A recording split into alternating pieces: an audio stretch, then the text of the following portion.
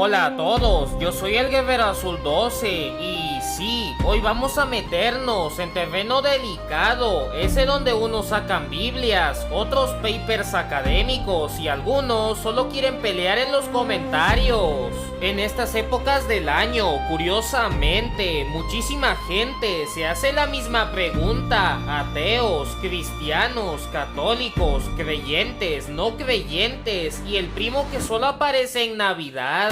¿Jesús realmente existió? Y no sería el Guerrero Azul si no me metiera a analizar algo así de impactante. Después de todo, estamos hablando de la persona que convirtió el agua en vino, caminó entre multitudes, fue crucificado y resucitó al tercer día. No existe mayor privilegio para mí que hablar de él desde lo que la historia realmente dice, separando fe, mito, propaganda, documentos y hechos verificables.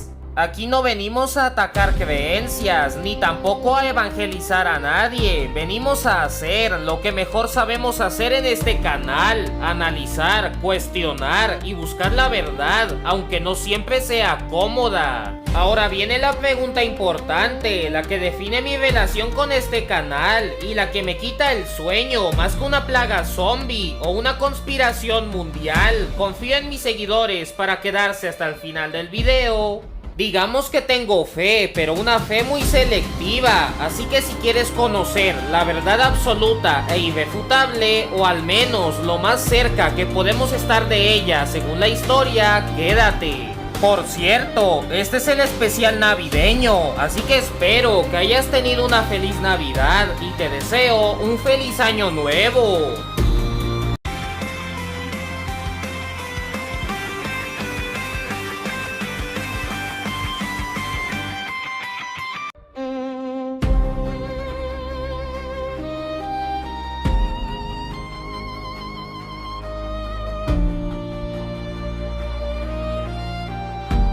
Según la Biblia, Jesús no aparece como una figura caída del cielo en medio de rayos y coros celestiales. Es presentado ante todo como un hombre judío que vivió en Judea y Galilea.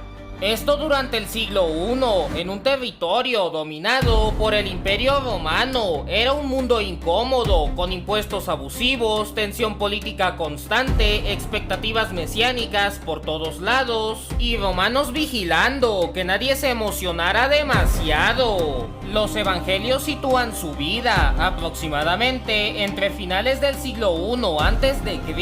y los años 30 después de Cristo, aunque sin fechas exactas. No es una biografía moderna con acta de nacimiento incluida, pero sí lo colocan claramente dentro de un marco histórico concreto. Jesús no surge en el vacío, surge en aldeas, caminos polvorientos, sinagogas y campos cultivados por campesinos cansados de sobrevivir. Desde el inicio es llamado Jesús de Nazaret, lo cual ya nos dice algo importante. Tiene origen, tiene pueblo, tiene contexto, no es un ser abstracto, es alguien localizado en el mapa. El nombre Jesús proviene del hebreo Yeshua, que significa Yahvé salva, nada raro para la época. De hecho, era un nombre bastante común entre los judíos del siglo I. Si gritabas Jesús en una plaza, posiblemente volteaban 3 personas. El problema vino después con el título. Cristo no es apellido, no es Jesús Cristo, como si fuera marca registrada. Es un título. Cristos en griego equivale a Mesías en hebreo, es decir, el ungido. Según los textos bíblicos, este título no se impone de golpe, sino que se va afirmando conforme sus seguidores reinterpretan quién fue y qué significó su vida.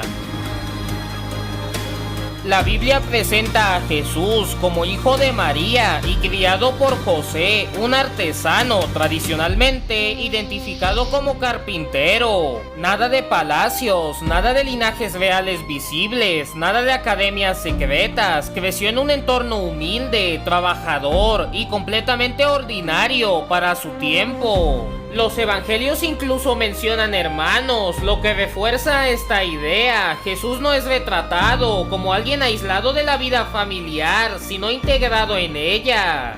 Durante gran parte de su vida, según los textos, no fue predicador, líder ni figura pública, simplemente vivió. Esto es importante porque rompe con la idea de que desde niño ya estaba haciendo milagros cada martes. La Biblia guarda silencio sobre décadas enteras de su vida, lo que sugiere algo simple y casi decepcionante para algunos: fue una vida normal. Un detalle que suele incomodar a muchos: según la Biblia, Jesús fue plenamente judío. Celebró fiestas judías como la Pascua, acudió al templo, citó las escrituras hebreas y debatió con otros maestros judíos. No aparece fundando una nueva religión durante su vida, todo lo contrario, sus enseñanzas ocurren dentro del judaísmo, discutiendo cómo debía entenderse la ley. Jesús no llega diciendo, olviden todo y fundemos algo nuevo. Llega diciendo, han entendido mal algunas cosas y eso tiene consecuencias.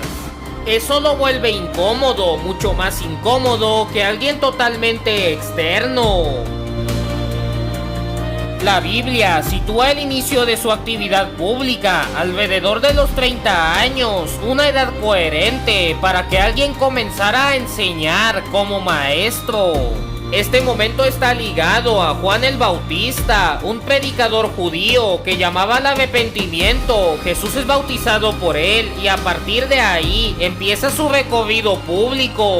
No escribe libros, no ocupa cargos, no funda instituciones, habla, camina, enseña y reúne gente. Su mensaje se transmite oralmente, usando ejemplos cotidianos, historias simples y comparaciones comprensibles para cualquiera que hubiera sembrado una semilla o perdido una moneda.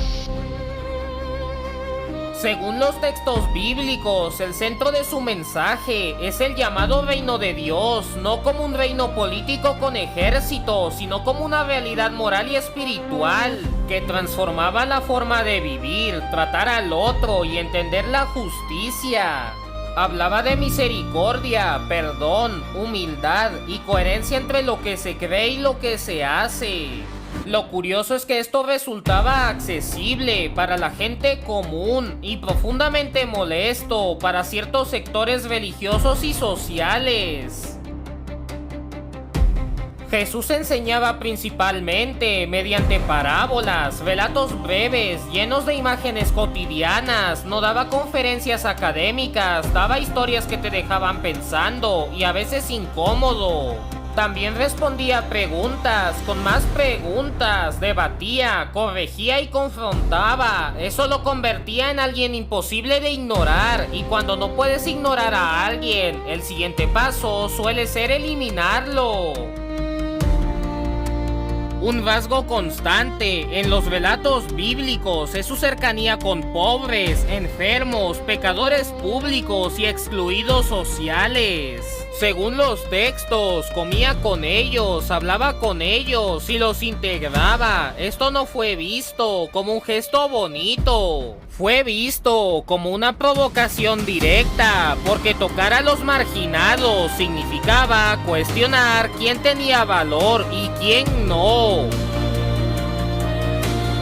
A medida que su influencia crecía, también lo hacían los conflictos, por un lado con autoridades religiosas judías, por otro con el poder romano. Jesús no lideró una rebelión armada, pero en un contexto de ocupación, cualquier figura seguida por multitudes era peligrosa. El uso del término rey fue suficiente para levantar sospechas y, según la Biblia, las autoridades religiosas colaboraron con el poder romano para detenerlo. Jesús fue crucificado y esto es clave. No fue una muerte simbólica, fue histórica, violenta y humillante. Eso lo saca definitivamente del terreno del mito puro y lo coloca en un escenario real. Tras su muerte, los evangelios describen a sus seguidores confundidos y temerosos, y aún así, el movimiento no desapareció. Independientemente de interpretaciones teológicas posteriores, los textos muestran algo innegable. Su figura dejó una huella tan profunda que sus seguidores continuaron difundiendo su mensaje, incluso cuando hacerlo era peligroso.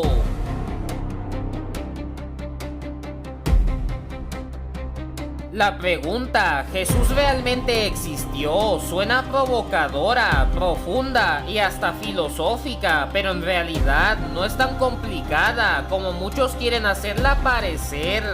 El verdadero problema no es la falta de información, sino el exceso de opiniones mal informadas. Uno de los argumentos más citados y más malinterpretados en este tema es el del surgimiento temprano del cristianismo. Y no, esto no significa como creció rápido, entonces es verdad. Eso sería intelectualmente perezoso. La idea es otra. El cristianismo aparece muy pronto dentro de la misma generación en la que se sitúan los eventos centrales. No hablamos de una leyenda escrita siglos después en un monasterio perdido. Los primeros testimonios escritos surgen apenas 20 o 30 años después de la crucifixión, lo cual, para estándares de la antigüedad, es prácticamente de inmediato. Además, no surge como un movimiento aislado. En pocas décadas ya existen comunidades en Judea, Siria, Asia Menor, Grecia y Roma. Ese no es el comportamiento típico de una fábula perfectamente coordinada. Y hay un detalle clave: muchas de estas comunidades afirmaban conocer o haber conocido a personas que trataron directamente con Jesús. No hablan de un héroe mítico del pasado remoto, sino de alguien que el primo de alguien o el hermano de alguien conoció. Inventar una figura completamente inexistente y ubicarla apenas unas décadas antes en un entorno donde todavía vivían supuestos familiares, seguidores, adversarios y autoridades, habría sido una invitación directa al desastre. Bastaba con que alguien dijera: esa persona nunca existió. Curiosamente, eso no ocurrió. Uno de los ataques favoritos es este: no existe ningún documento del año 30 o 33 que diga explícitamente Jesús de Nazaret existió. Correcto, totalmente correcto y completamente irrelevante. En la historia antigua, la ausencia de evidencia directa contemporánea no equivale a evidencia de inexistencia. Si aplicáramos ese criterio de forma coherente, tendríamos que borrar de la historia a medio mundo antiguo. No tenemos escritos contemporáneos directos de Sócrates, no tenemos actas judiciales romanas preservadas de Espartaco, no conservamos documentos personales de la mayoría de gobernadores provinciales romanos. La razón es simple y nada misteriosa: la inmensa mayoría de documentos antiguos se perdió, solo sobrevivió una fracción mínima copiada una y otra vez por razones muy específicas. Este argumento por sí solo no demuestra que Jesús existió, pero sí neutraliza una objeción que exige estándares imposibles y selectivos. Las fuentes rabínicas judías, especialmente las tradiciones preservadas en el Talmud, no son históricamente neutrales, son tardías, fragmentarias y profundamente polémicas. Pero aquí viene lo interesante: no niegan la existencia de Jesús. En ellas aparece una figura llamada Yeshú, asociada con ejecución, prácticas consideradas mágicas. Y el desvío del pueblo de Israel es un retrato hostil, claramente diseñado para desacreditar, y precisamente por eso importa.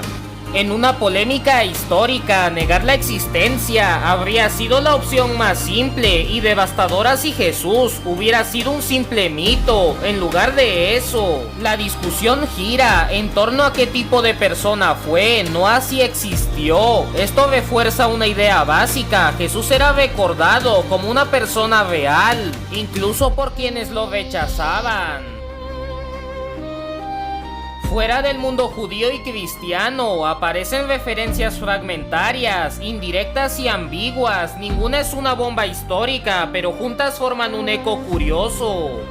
Menciona disturbios entre judíos en Roma, a instigación de Crestus. El texto es breve y confuso, pero encaja con conflictos internos sobre Cristo, décadas después de su muerte. Habla de un rey sabio de los judíos, ejecutado injustamente, comparándolo con Sócrates. No da nombres, lo cual hace el pasaje debatido, pero la idea general resulta familiar.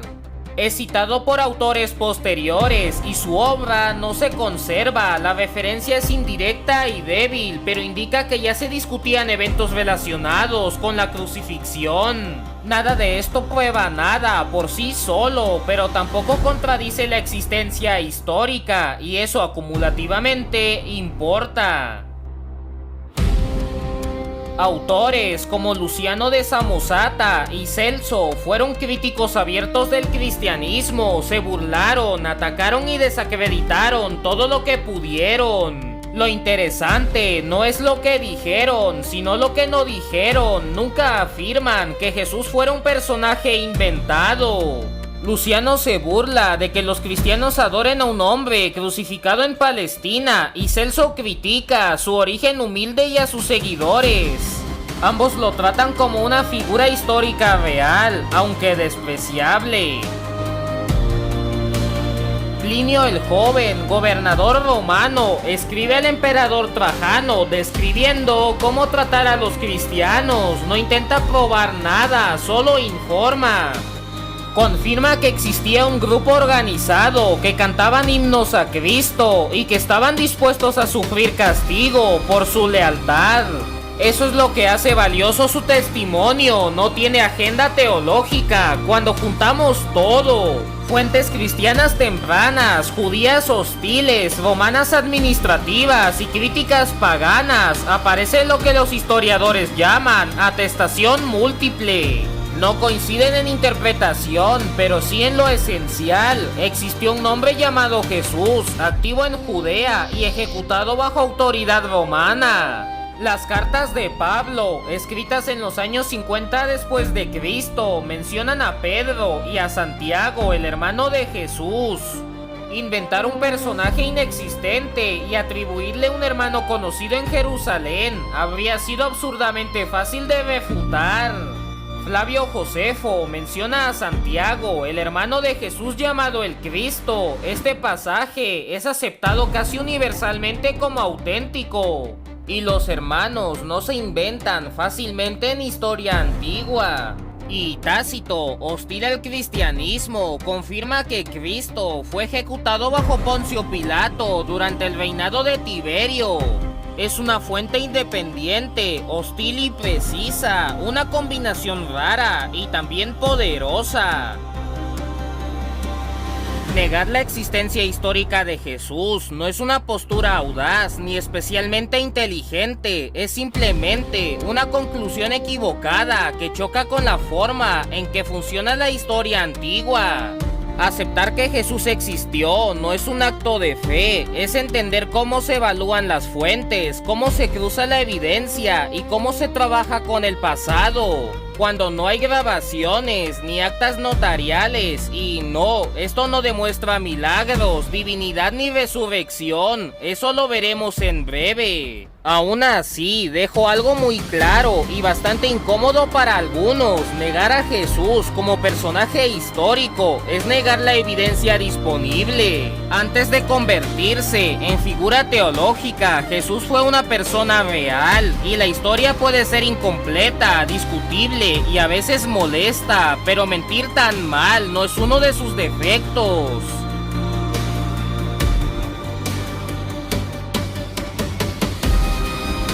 Si los milagros de Jesús fueran una invención tardía, exagerada o fabricada décadas después, lo lógico, históricamente hablando, sería encontrar acusaciones claras diciendo exactamente eso. El mundo antiguo no era diplomático, ni delicado, ni políticamente correcto.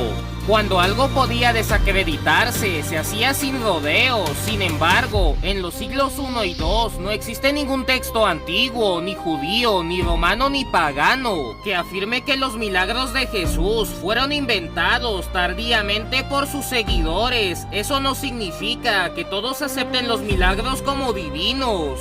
Significa algo mucho más específico y mucho más incómodo. Nadie dijo que no ocurrieron.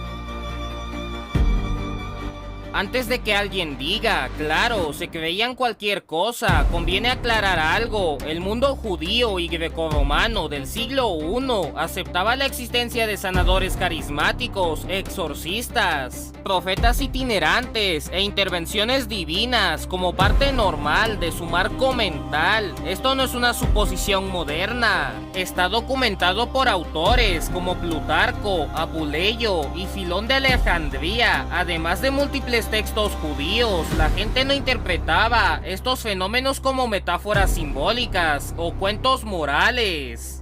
Esto no prueba que los milagros de Jesús fueran reales, pero sí demuestra algo importante. Los relatos no son anacrónicos, no reflejan una mentalidad medieval ni una imaginación tardía, desconectada del siglo I. Encajan perfectamente con el lenguaje, las expectativas y la cosmovisión de su tiempo.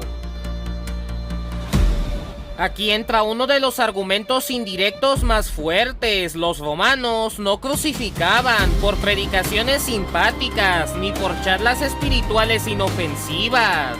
La crucifixión era un castigo político, público y ejemplar, diseñado para suprimir disturbios y prevenir imitadores. Jesús fue ejecutado bajo autoridad romana, combinando acusaciones religiosas y políticas. Algo estaba ocurriendo alrededor de él que generó impacto social real, movilización de personas y temor a desórdenes. Esto no prueba milagros, pero refuerza la idea de que Jesús provocaba fenómenos percibidos como reales y poderosos por quienes lo rodeaban. Aquí la cosa se pone incómoda, incluso para el escepticismo moderno. Historiadores seculares y críticos como Bart Ehrman reconoce que Jesús fue recordado por sus contemporáneos principalmente como exorcista y sanador. Esta tradición aparece de forma independiente en Marcos, en material atribuido a la fuente Q y en tradiciones judías hostiles. No estamos ante una sola fuente repitiéndose a sí misma, sino ante múltiples corrientes que coinciden en el mismo rasgo central. Negar esto exige asumir una invención extremadamente temprana, coordinada y transversal, lo cual es históricamente poco plausible.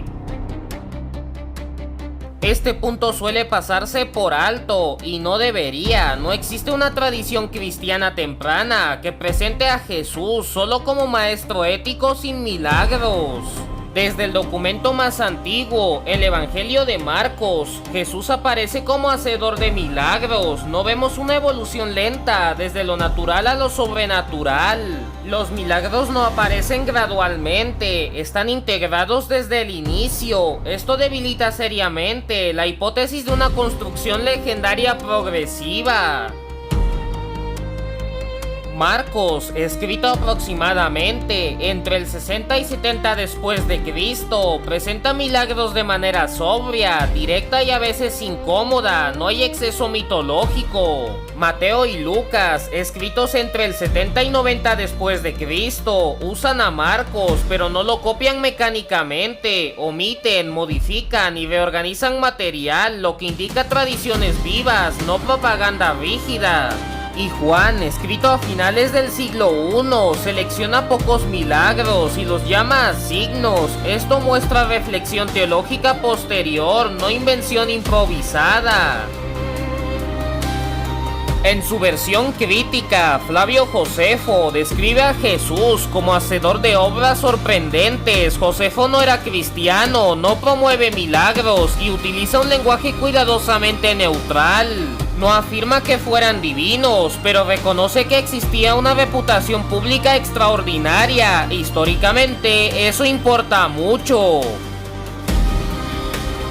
Las tradiciones rabínicas judías no niegan los actos extraordinarios, el Talmud los atribuye a magia, prácticas prohibidas o influencias ilegítimas. En polémica histórica, esto es devastador para la hipótesis de invención. Un enemigo no concede un fenómeno inexistente. Celso, crítico pagano del siglo II, acusa a Jesús de aprender magia en Egipto y engañar al pueblo. No niega los milagros, los reinterpreta. Orígenes responde, defendiendo su origen divino, nunca negando el fenómeno. Ese es el eje del debate antiguo. Sí pasó, pero no fue de Dios. En el debate nunca se menciona. Eso jamás pasó. Cuadrato de Atenas afirma que algunas personas sanadas o resucitadas aún vivían en su época. Esto implica cercanía temporal y posibilidad de verificación. Y Papías de Hierápolis recoge tradiciones de quienes conocieron a los apóstoles, no escribe siglos después, transmite memoria en cadena corta. Históricamente, esto es extraordinario. Primera de Corintios, capítulo 15, versículos del 3 al 8, transmite un credo fechado entre 30 y 35 después de Cristo, incluye testigos identificables y afirma que muchos aún vivían. Incluso estudiosos críticos admiten la sinceridad de esta creencia. La historia no puede probar la resurrección, pero exige un evento detonante. No había control narrativo, ni medios masivos, ni protección institucional. Pero sí había testigos, opositores y riesgo real. Un fraude colapsa rápido en ese contexto. Este movimiento no colapsó. La historia no puede decir cómo ocurrieron los milagros, pero sí puede decir que algo ocurrió, algo que los enemigos no negaron, algo que los testigos defendieron bajo persecución, algo que transformó radicalmente un movimiento entero. Negar eso no es escepticismo, es incomodidad selectiva, y como siempre, la historia no suele ser tan amable con quienes prefieren que ciertos hechos simplemente desaparezcan. Y bueno, hasta aquí llegamos. Gracias por quedarte hasta el final del video. Si te gustó, dale like, porque no cuesta nada, no te quita años de vida y a mí me ayuda muchísimo más de lo que crees. Déjame en los comentarios qué opinas del tema, si estás de acuerdo, si no lo estás, o si tienes otra perspectiva. Aquí se debate con respeto, no se quema gente en la hoguera, al menos no todavía. También dime qué otro video te gustaría ver, ya sea relacionado con historia, religión, videojuegos, anime, cómics, teorías incómodas o alguna combinación peligrosa de todas las anteriores. También comparte el video con tus amigos, familiares, el grupo de WhatsApp, tu profesor de historia, tu pastor, tu sacerdote o con esa persona que dice Jesús nunca existió, pero se ofende si le preguntas por Sócrates. Y no olvides suscribirte y activar la campanita, porque si no YouTube no te avisa y luego piensas que no subí video. Yo soy el Guerrero Azul 12, me despido y nos vemos en el próximo video, a menos que después de hablar de la existencia histórica de Jesús, los milagros y la resurrección desaparezca misteriosamente.